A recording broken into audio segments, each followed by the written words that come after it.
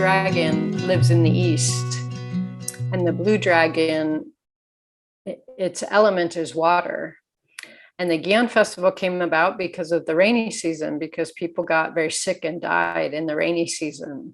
And so the Gion Festival has a lot to do with water. And I find this really interesting because people have not been getting sick and dying from those waterborne illnesses since antibiotics came to Japan in the 1950s. So most people today don't really relate to this, dying in the rainy season idea, most contemporary people, but the elderly people, some of their family members died when they were children. They used to this was somebody's garage, I think. So they used to just play music in a garage. And this is what I would do. I would just go up to somebody and say, what are you doing? And why are you doing it? And somebody told me, they said, well, we're practicing music because we'd like to have a float. And I said, oh, when are you going to have a float? And they said, well, it's going to be really hard because it's really expensive. And it might, like $1 million or something, right? And I said, oh, well, when are you going to have your float? And they said, we don't know, because we don't know how we're going to raise this money. And it might take us 100 years.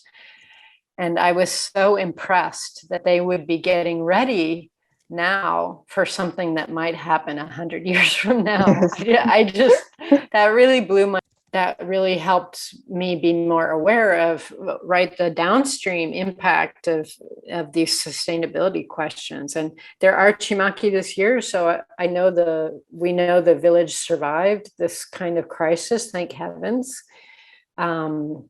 But it really brought to mind for me, like our purchasing power when we buy a souvenir, that it really makes a difference for people downstream. It makes a difference for the floats, of course. And if you go to the Gion Festival, I recommend you buy Chimaki at the smaller floats, because I think it makes more of a difference. Make a few more and hang as decorations.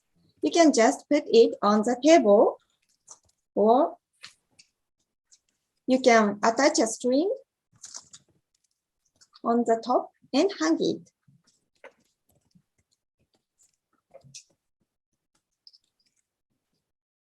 I hope you enjoy the atmosphere of the Japanese festival with your origami lantern.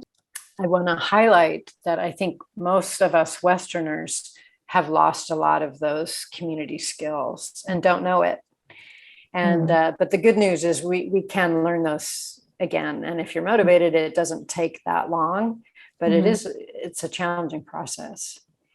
So I would say, discussion, consensus, cooperation, listening, those are all really important skills that can be transferred elsewhere.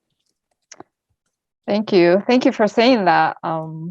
We sometimes feel that's our weakness and not the strength. And it's just, the balance is the key, I think. Thank you for that perspective.